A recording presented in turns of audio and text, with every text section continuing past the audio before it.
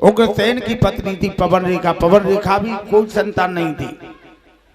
एक बार वन में विवाह करने के लिए गई, बहुत कही थी कि महाराज विवाह कर लो, पर नहीं।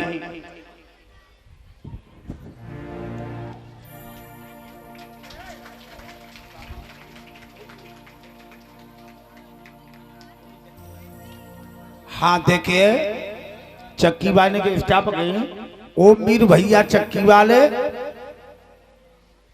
और 101 रुपए का एक हार हमारे गले में भेंट करते हैं। भगवान उन्हें सुख शांति प्रदान कर। बहुत अच्छा भाव है, भगवान आनंद की प्राप्ति हो।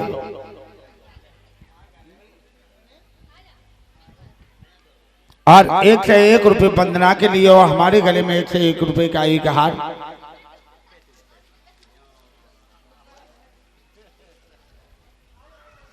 परमात्मा की बड़ी असीम कृपा है। और 10-10 रुपए हमारे सभी स्टाफ वासियों को। आज देवक और उग्रसेन दो भाई भाई थे। उग्रसेन की लड़की वो देवी थी पवन रेखा। पवन रेखा पर संतान नहीं थी। पवन रेखा ने ब्याह के लिए कहा, लेकिन मना कर दिया। दो लला छुट्टी पे चले गई, तैयारी करवा रहे वहां पर। आज जब उन्होंने बताया क्या करना चाहिए, तो पवन रेखा बोली मैं वन में विहार करने के लिए जाऊंगी। वो वन में विहार करने के लिए गई। बहुत सुंदर वन की लताओं को देख करके वो बड़ी अति प्रसन्न हुई। एक ध्यान करना, पृथ्वी के पति का नाम क्या है? इस धरती मैया के पति का क्या नाम है? तुम्हें पता है? हाँ, जाई धरती के पति का नाम क्या है?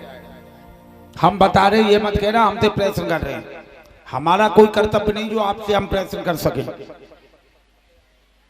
उपदेश गुरु होता है, शिक्षक शिष्य होते हैं। हम कैसे कर देंगे आपसे प्रश्न, लेकिन हम बता रहे हैं। सुनो, श्लोक दिया है कर्मकांडे भारतीय पुस्तक में। पहले समझो श्लोक संस्कृत में, और उसके बाद मैं अर्थ करूंगा। समुद्र बसने देवी पर्वते स्तर मंडले विष्णु पत्नी नवस्तुभ्यम पाद स्पर्श। भगवान विष्णु की पत्नी है धरा, पर्वत जैसे स्तर है। समुद्र बसरे देवी पर्वत स्तर मंडले, समुद्र में बसी हुई है। समुद्र बसने, चारों तरफ समुद्र है। और जब प्रलय होती है, महाप्रलय, तो ये पृथ्वी यूं डूब जाती है। जब ब्रह्मा का पूरा कल्प हो जाता है तब अभी बताऊंगा। तो पृथ्वी भगवान विष्णु की पत्नी है। समुद्र बसरे देवी पर्वत स्तर मंडले विष्णु पत्नी नवस्तुभ्यम पाद स्पर्श। हम तुम सबको माता बहनों ध्यान करो, सुबह जगो तो पृथ्वी मैया के पैर छुओ। पृथ्वी के पैर छुओ 3 बार। हे मैया रक्षा करना, रक्षा करना, रक्षा करना। जो भी आप पे कोई ग्रह आएगी, जैसे एक्सीडेंट वगैरह परेशानी, तो मैया तुमको बहुत रक्षा करेगी। और अपने हस्त रेखाओं के दर्शन करो। कराग्रहे वस्ते लक्ष्मी कर्मदे तुष्टि करमूले गोविंदा प्रभात कर दर्शना। सुबह हाथों को फुचकारो, इसी में भगवान की दर्शन, तब आगे कोई काम करो। जाको सवेरो बनगो, बाको पूरा दिन बनगो। और जाने सवेरो बिगड़ गो तो पूरा दिन बिगड़ गो। बोलो आनंद कंद भगवान की। तो आज वन की सुंदर लताएं, पृथ्वी का श्रृंगार क्या है? सुंदर पानी झर रहा है, सुंदर फूल खिल रहे हैं, हरी हरी वनस्पतियां हैं, वही पृथ्वी माँ का श्रृंगार है। आज वो श्रृंगार को देख करके और पवन रेखा घबरा गई और बड़ी प्रसन्न हुई। आगे वन में घूम रही है अपने बाग में। बाग बगीचा होते थे राजा महाराजाओं के। घूमते घूमते देखा तो शेर बगर राची थे अजगर जो देखे, और इधर रथ में तो कूद करके दूसरे रास्ते पे भटक गई। इल्लाने लगी साजन। एक दुर्भिक्ष नाम का राक्षस था, और उस राक्षस ने आज देखा, देख करके बड़ी अचंभे में पड़ गया। जब अचंभे में पड़ गया देख करके और कहने लगा, वही रूप धारण कर लिया उग्रसेन का। कहने लगी, देवी। जो उसने देखा मेरे पति भगवान तो जेठ बल्ली, साजन मुझे डर लग रहा है, और है नकली पति, मुझे डर लग रहा है। अरे डर की बात नहीं, ये अपने सब पांतु हैं, कुछ नहीं कहेंगे।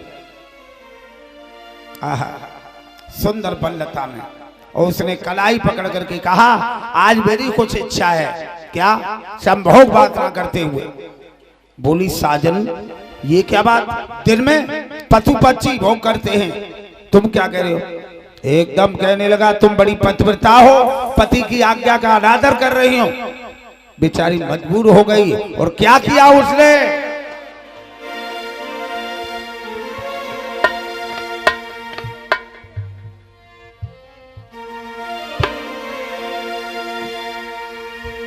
धोखे से उतनी चले किया सती संभोग,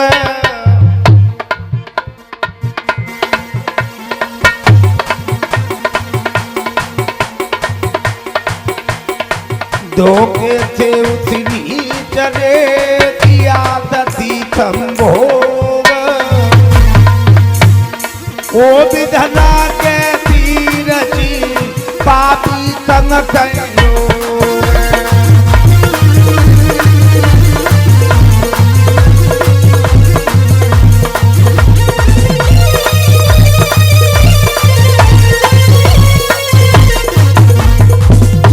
और क्या हुआ?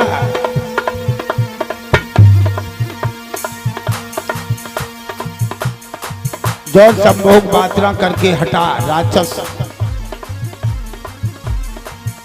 और राक्षस हट करके वही रूप धारण किया और हंसने लगा।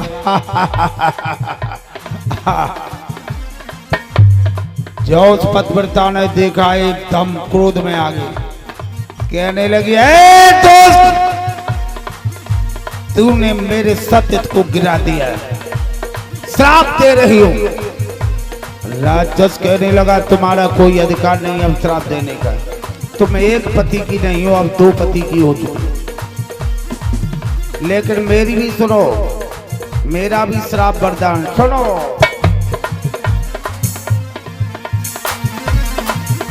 मेरा अंतधारी बेटा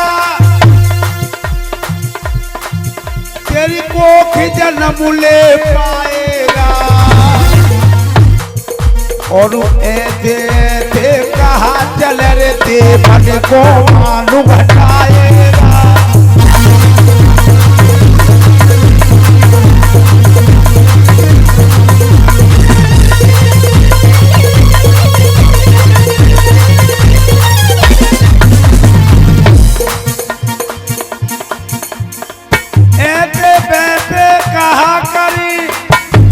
देवन को मानु घटाएगा, पृथ्वी पे पैदा कोई नहीं भाई, कोई मार नहीं पाएगा। अवतारी के हाथों द्वारा बनेगा और कोई बात सकता है।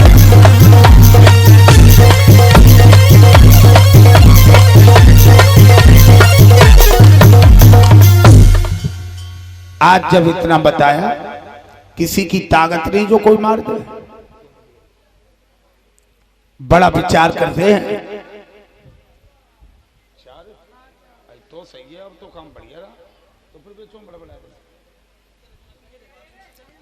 भगवत प्रेमियों,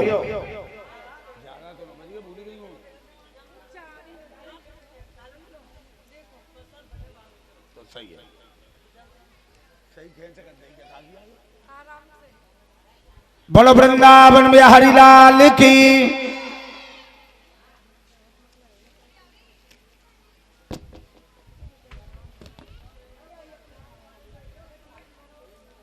सुखदेव जी बता रहे राजन परीक्षित,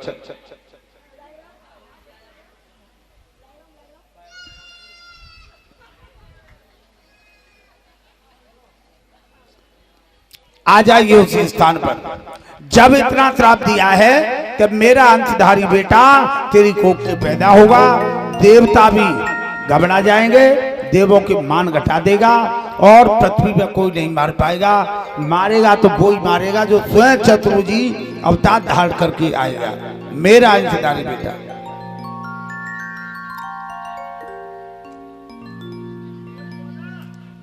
आज जब इतनी बात सुनी,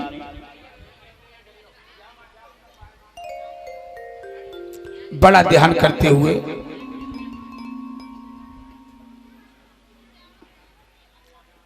अब पवन रेखा जब घर पे आई, कछु दिन के बाद समय गुजरता रहा, किसी को नहीं बताया कि मेरे साथ क्या घटना हुई।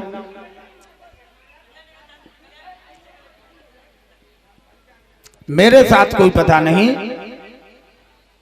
आज भगवत प्रेमी पवन रेखा के समय आने पर और पुत्र रतन की प्राप्ति हुई।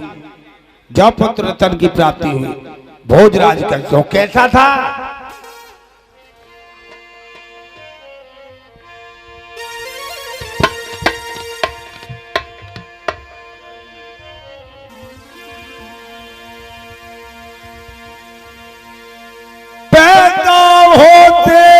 कंसराज आदि तूफान मचा डाला,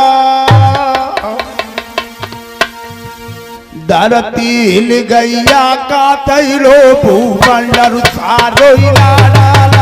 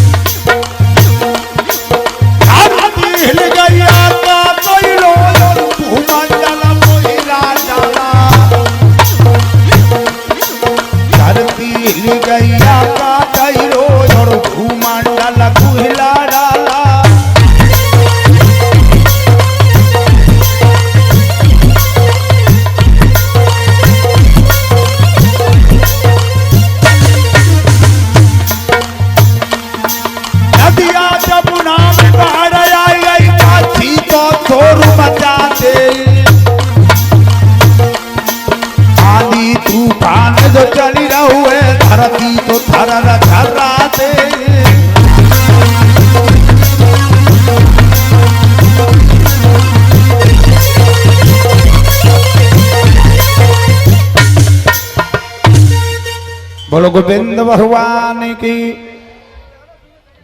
राधे। आज भगवत प्रेमियों पृथ्वी बड़ा विचार करते हैं। आज पृथ्वी घबरा रही है। भोजराज कंस का जब अवतार धारण हुआ है, बारे परमात्मा भोजराज कंस, धरती कांप रही है, गैया खूंटा पर रमा रही हैं, गैया बछड़ा बाई बाई चिल्ला रहे हैं, संत जन घबरा रहे हैं, नदी नवाड़े ताल तलैया यमुना में बाढ़ आ रही हैं, आकाश डूब रहा है। कैसे? आकाश तो हमेशा ही डूबता है।